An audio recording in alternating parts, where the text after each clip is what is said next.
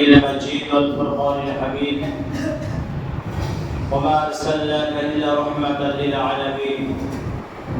وقال الله تعالى في كلامه المجيد والفرقان الحميد وما أرسلناك إلا كافة للناس بشيرا ونذيرا ولكن أكثر الناس لا يعلمون.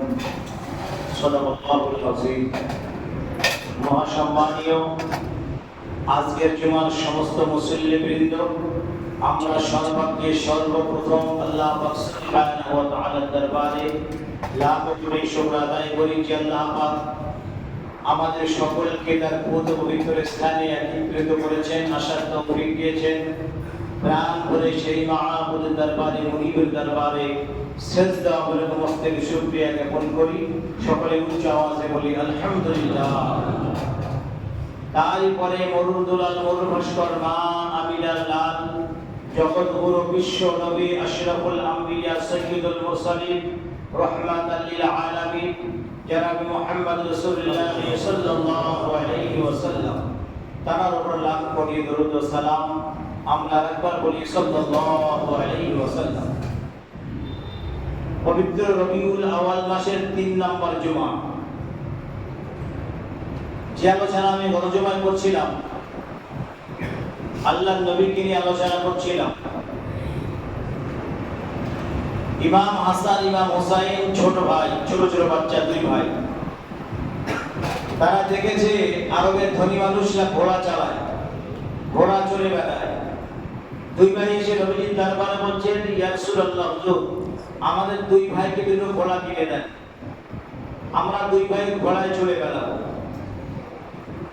ছোট বাচ্চা অন্য কোথা থেকে এসে সেখানে দেখলেন আমাদের সামনে পেশ করছে কথা। আল্লাহ নবী, আল্লাহর হাবিব মসজিদ নববী শরীফের হুজরা মুবারকে ছিলেন। নবী বলছেন, হাসান হুসাইন, তোমার নানাজির এমন পয়সা নাই, অর্থ নাই যা দিয়ে তোমাদের ঘোড়া কিনে দেবে। তো আমি বিশ্ব নবী ঘোড়া হয়ে যাই, তোমরা আমার পিঠে চড়ে ঘোড়ায় চড়ার সব মিটিয়ে নাও। একবার জোরে বলুন সুবহানাল্লাহ। আমি বিশ্ব নবী ঘোড়া হয়ে যাই, তোমরা আমার পিঠে চড়ে ঘোড়ায় চড়ার সবটা মিটিয়ে নাও। আল্লাহ নবী, আল্লাহর হাবিব হামা বলে দিচ্ছে, 2 ভাই পিঠে বসে আছেন। এমন সময় ওমর, আসসালামু আলাইকা ইয়া রাসূলুল্লাহ, আসসালামু আলাইকা হাবিবাল্লাহ। কি সুন্দর ঘোড়া। ওমর বলছেন, নবীজি বলছেন, ওমর ঘোড়ার তারিফ করো না, ঘোড়ার পিঠে যারা বসে আছে তার তারিফ করলে আমি নবী খুশি হয়ে যাই। জোরে বলুন সুবহানাল্লাহ। আল্লাহ বলছে, বিশ্বের মুসলমানেরা আমার নবীর তারিফ যেখানে করবে আমি আল্লাহ তাদের উপরে খুশি হয়ে যাই। জোরে বলুন সুবহানাল্লাহ। তাহলে কার তারিফ হচ্ছে? বিশ্ব নবীর তারিফ হচ্ছে। বিশ্ব নবীর আলোচনা চলছে। আজকে 3 নম্বর জুমা, এখন আরেকটা জুমা আছে এই মাসে। সুতরাং আমি যে আলোচনা করছিলাম, আপনাদের মনে আছে কোথায় আলোচনা করছিলাম? বলে 1 সপ্তাহ হয়ে গেছে, এখন মনে থাকে। যাই হোক, আল্লাহ নবী, আল্লাহর হাবিবা আমিনার গর্ভে আছে। নবীজি দুনিয়া আসেন নাই তখনো, কিন্তু তার পিতা আব্দুল্লাহ ইন্তেকাল করেছে, তার ইন্তেকাল হয়ে গেছে। আল্লাহ নবী, আল্লাহর হাবিব দুনিয়া আগমন করেন নাই, দুনিয়া এখনো আসেন নাই। আর আমি গতবার বলছিলাম, নবীজি নূরের তৈরি, মনে রাখবেন। এবং নূরের চেয়ে যদি কিছু বেশি থাকে তো নবীজি তাপ তৈরি। যদি নূরের তৈরি বলি ছোট হয়ে যাবে। কারণ আল্লাহ নবী, আল্লাহর হাবিব মা আমিনার গর্ভে আছেন। মা আমিনা বলছেন, আমার হাবিব যখন আমার গর্ভে ছিল, আমি আমিনা বুঝতে পারিনি যে আমার পেটে বাচ্চা আছে। একবার জোরে বলুন সুবহানাল্লাহ। শুধু তাই নয়, মা আমিনা বলছেন, আমি যখনই কোনো কাজের মনস্থ করি, আমি আসমান থেকে গায়ে আওয়াজ শুনতে পাই, লোক ফেরেশতারা আমার নবীজির আম্মা ওই কাজটা করতে যাচ্ছে, তোমরা তার আগে দিয়ে কাজটা করে দাও, আম্মা যা আমিনা যেন ব্যথা না পায়। দয়ার নবী, মায়ার নবী আমার, তার আম্মা জানে কোনো কষ্ট হোক, আমার দয়ার নবীর কষ্ট হবে। এই জন্য আল্লাহ পাক রব্বুল আলামিন সহ্য করতে পারেন নাই। প্রতিটা ক্ষেত্রে আম্মা জান আমিনাকে সাহায্য করেছেন আমার আল্লাহ, প্রত্যেকটা ক্ষেত্রে সাহায্য করেছেন আল্লাহ। এখন আম্মা জান আমিনা কুয়া থেকে পানি আনতে যাচ্ছেন, বালতি নিয়ে যাচ্ছে। তৎকালীন জামানায় কুয়া আর বালতি ছিল, টিউবওয়েল ছিল না। এখন নবীজি আম্মা জান বালতি ছুঁড়ে দিয়েছে কুয়ার ভেতরে, আসমানে আওয়াজ শুনতে পাচ্ছে। কে যেন বলছে, ও ফেরেশতারা তাড়াতাড়ি চলে যাও, আম্মা জান আমিনা কুয়ার ধারে এসেছে, বালতি ছুড়ে দিয়েছে, তাড়াতাড়ি বালতিটা ভরে উপরে উঠিয়ে দাও। জোরে বলুন সুবহানাল্লাহ। যাও তাড়াতাড়ি চলে যাও। কারা যেন এসে বালতিটা উপরে উঠিয়ে দিল। আম্মা জান আমিনা বলছে, আমি নিজেই বুঝতে পারিনি যে আমি কুয়ার থেকে পানি উঠিয়েছি, কুয়ার থেকে পানি তুলেছি, আমি নিজেই বুঝতে পারি। তো যাই হোক, এভাবে করে নবীর, এগুলো নবীর মুজিজা। মনে করবেন যেগুলো ঘটছে নবীজি আম্মা জান আমিনা পেটে আসেন, কিন্তু যেগুলো ঘটছে এগুলো আমার নবীর মুজিজা। যেমন বড়বীর সাহেবের কথা বলি। বড়বীর সাহেব মায়ের গর্ভে ছিলেন। একদিন এক ভিক্ষুক এসেছিল বাড়িতে। ভিক্ষুক এসে তার আম্মা জানের সঙ্গে দুর্ব্যবহার করবে বলে বড়বীর সাহেব বুঝতে পেরেছেন, এবং তিনি একটা বাঘের রূপ ধারণ করে সেই ভিক্ষুককে তাড়িয়ে দিলেন। জোরে বলুন সুবহানাল্লাহ। বড়বীর সাহেব মায়ের গর্ভে আসেন। একদিন দুনিয়ার জমিনে আম্মা জানকে বলছেন, আম্মা জান, আমি আপনার পেটে থাকার অবস্থায় কোন বাঘ কোন ভিক্ষুককে আপনার বাড়ি এসেছিল ভিক্ষা নেওয়ার জন্য? বলে হ্যাঁ এসেছিল। সে আপনার সঙ্গে কি ব্যবহার করছিল এবং বাঘটা কোথা থেকে এসেছিল? একবার জোরে বলবেন না সুবহানাল্লাহ। বাঘ কোথা থেকে এসেছিল? বাঘ ছিল বড়বীর সাহেব, পীরেদের পীর, পীরানি দস্তাগীর বড়বীর আব্দুল কাদের জিলানী আল বাগদাদী রাহমাতুল্লাহ আলাইহি, পীরেদের পীর যিনি। তো যাই হোক, মায়ের গর্ভে থেকে যদি নবীর উম্মত মায়ের গর্ভে থেকে বাঘ হয়ে দুনিয়ায় দেখাতে পারে, তাহলে আমার নবী কি না করতে পারে? একবার জোরে বলবেন না সুবহানাল্লাহ। আমার নবী কি করতে পারে? নবীজি মায়ের গর্ভে আসেন, এখনো দুনিয়ায় আসেন নাই। এই মধ্যে এইসব খেলা চলছে, এইসব সমস্যা চলছে দুনিয়ার জমিনে। এখন আব্দুল মুত্তালিব তৎকালীন জামানায় খানায় কাবার মোতাবাল্লি ছিলেন। তখনকার মানুষ সেই জামানায় কাবার উপর তাদের আস্থা ছিল, বিশ্বাস ছিল, ভরসা ছিল। যে কাজ করতো কাবা ধরে বলতো যে আল্লাহ আমি এই কাজটা করতে যাচ্ছি, আমার কাজটা যেন সফল হয়, এবার তারা বলতো। তো আব্দুল মুত্তালিব খানায় কাবার পাশে দাঁড়িয়ে আছেন। হঠাৎ 4-5 জন দুষ্কৃতী এসে বলছে, আব্দুল মুত্তালিব, মা আমিনার বাড়ি করতে বলতে পারো? বলে কেন মা আমিনা তুমি কি করবে? বলে আজকে আখির জামানার নবী দুনিয়ার জমিনে আসবে, আমরা আমাদের কিতাবে পড়েছি, এবং আমরা সেই নবীকে দুনিয়া থেকে মিটিয়ে দিতে চাই। সেই নবী আমাদের ধর্মকে বিলুপ্ত করে দেবে, আমাদের দেবদেবী পূজাগুলো শেষ করে দিতে চাই, সেজন্য আমরা সেই নবীকে দুনিয়ার জমিনে রাখতে চাই না। আব্দুল মুত্তালিব বলছে, সর্বনাশ, এরা যদি আমিনার বাড়িতে দেখে নেয় তাহলে আমার নবীকে, আমার দয়ার নবীকে শেষ করে দেবে। আব্দুল মুত্তালিব অন্য একটা রাস্তা দেখিয়ে দিলেন, বেঈমানরা সেই রাস্তা দিয়ে পাঠিয়ে দিল। এদিকে আম্মা জান আমিনা অসুস্থ হয়ে পড়লেন। আমার আল্লাহ পাক রব্বুল আলামিন 3 জন মহিলাকে পাঠিয়ে দিলেন, যাও আমিনার নিকটবর্তী কোনো কেউ নাই, তোমরা তাড়াতাড়ি করে আমিনার বাড়িতে চলে যাও, দেরি করো না, তাড়াতাড়ি চলে যাও।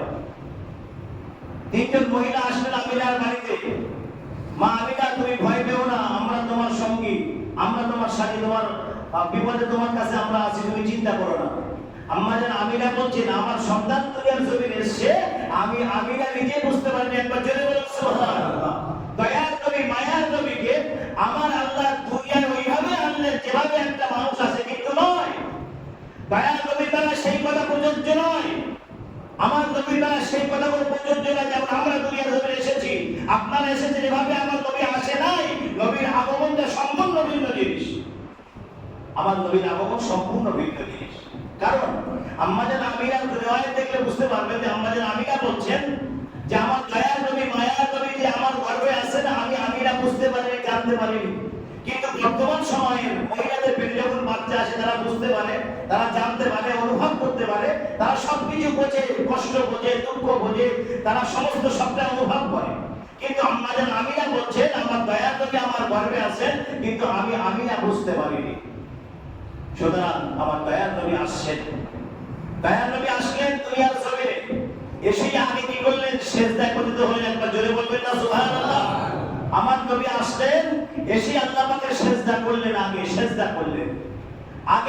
করলেন।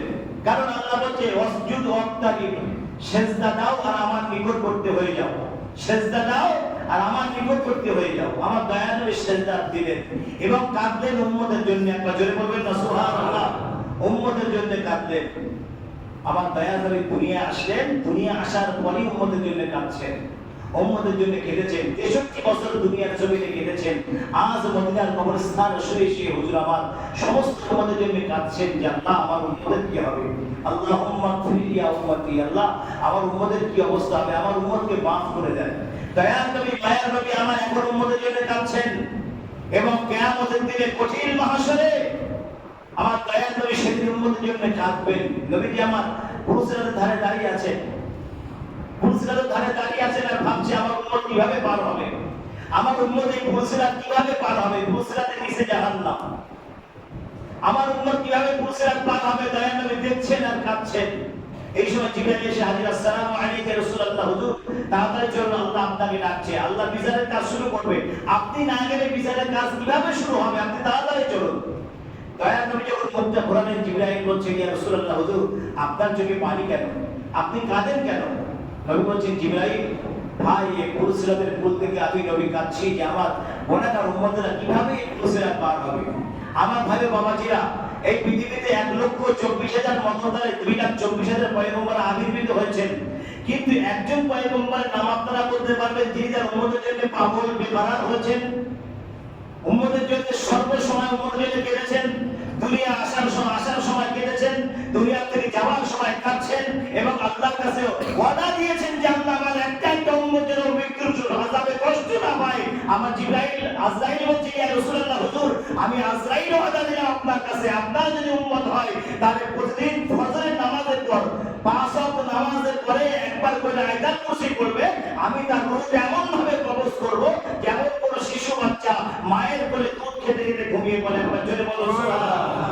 দয়ার নবী মায়ার নবী উম্মতের চিন্তা করছেন, দুনিয়ায় থেকে উম্মতের চিন্তা করেছেন, কবরে সেই উম্মতের চিন্তা করছেন এবং কিয়ামতের দিনে আমার দয়ার নবীর যে উম্মতের মায়া মহব্বত অন্য কোন নবীরা বুঝবে না। উম্মতের মহব্বত আমার দয়ার নবী ছাড়া অন্য কোন নবীর উম্মতরা বুঝবে না যে তাদের উম্মতের কি মায়া, কি দয়া তাদের ভিতরে। সুতরাং আল্লাহ পাক রব্বুল আলামিন আমার দয়ার নবীকে ডাকলেন। নবীজি না গেলে আল্লাহ বিচার কাজ শুরু করতে পারছে না, নবীজি না থাকলে বিচারের কাজ শুরু করা যাবে না। আমার দয়ার নবী হাজির হয়ে গেলেন। আল্লাহ বলেন, হাবিব আর তুমি না আসলে আমি বিচারের কাজ কিভাবে শুরু করব, কারণ বিচার তো হবে শুধু উম্মতে মুহাম্মাদী। ঈসা আলাইহিস সালামের পর থেকে 200 বছর, প্রায় 100 বছর কোন নবী আসে নাই। এই যুগটাকে আইয়ামে জাহেলিয়াতের যুগ বলা হয়। এই 100 বছরের মধ্যে কোন নবী না আসার দরুন মানুষ অন্ধকার পাপে লিপ্ত হয়ে গেছে, মানুষ চোখে দেখে না এটা কি ভালো মন্দ জিনিস, মানুষের কাছে কোনো বিবেক বিবেচনা ছিল না সেই জামানায়। তারপরে আমার দয়ার নবীকে পাঠালেন আমার আল্লাহ, দয়ার হাবিবকে পাঠালেন আমার আল্লাহ, সেই অন্ধকারকে ঘুচিয়ে দিয়ে, সেই অন্ধকারকে মুছিয়ে দিয়ে, সেই মানুষের ভিতরে সেই বিভেদ সৃষ্টিকে ফিরিয়ে দিয়ে আমার দয়ার নবী এমন একটা রাষ্ট্র তৈরি করলেন যার নাম হচ্ছে মদিনা। সেই মদিনার মানুষ আজ বর্তমানে শান্তিতে বসবাস করছে। একটা কথা মনে রাখবেন, আল্লাহর ভয় ছাড়া মানুষের অন্তর কোনোদিন সোজা হতে পারে না। আল্লাহর ভয় ছাড়া মানুষ জীবনে কোনো ভালো মন্দ কাজ করতে পারে না। যার অন্তরে আল্লাহর ভয় থাকবে, আমি ওজন করছি মনে করছি ওজনে কম দেই না, আমার আল্লাহ দেখতে পাচ্ছি, ওজনে কম দেওয়া যাবে না, আল্লাহ দেখতে পাচ্ছি। এই ভয় যখন কোনো মানুষের ভিতরে প্রবেশ করবে, সেই মানুষটা নিতান্তই অবশ্যই আল্লাহওয়ালা হয়ে যাবে এবং মুমিন হতে বাধ্য হবে সেই মানুষটা যার অন্তরে আল্লাহর ভয় থাকবে। আমি মনে করছি কোনো মাল ওজন করছি, কোনো মাল দিচ্ছি কাউকে, একটু ভেজাল বাইর করে দিয়ে কেউ দেখতে পাচ্ছে না, এটা ভেজাল বাইর করলে কেউ দেখতে পাচ্ছে না, কিন্তু আমার আল্লাহ দেখতে পাচ্ছে। কেউ দেখতে পাচ্ছে না, আল্লাহ দেখতে পাচ্ছে। এই আল্লাহর ভয় যখন আসবে, আল্লাহর ভয় যতক্ষণ একটা মানুষের ভিতরে পরিপূর্ণভাবে তাগিদ না করবে, সেই মানুষটা মুমিন হওয়া সম্ভব না, মানুষটা মুমিন হতে পারবে না। তো যাই হোক, ইনশাআল্লাহ এ পর্যন্ত। আগামী জুমায় এখান থেকে আবার শুরু হবে।